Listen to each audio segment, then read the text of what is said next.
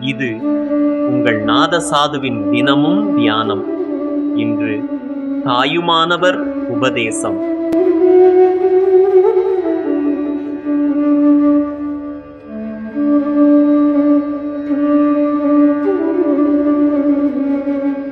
எழில் வடிவம் கல்லை செதுக்கி உயிர் ததும்பும் உருவத்தை சிற்பி சமைப்பது போன்று உள்ளத்தை திருத்தி நான் தெய்வீகம் திகழ்பவன் ஆவேனாக.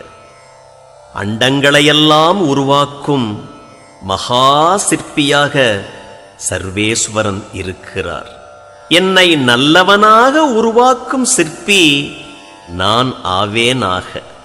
உள்ளுரையும் இறைவன் துணை கொண்டு என்னை நான் ஒழுங்குபடுத்தாவிட்டால் வேறு யாருக்கு அது இயலும்?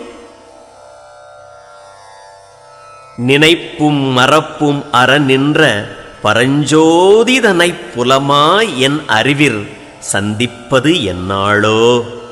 தாயுமானவர்.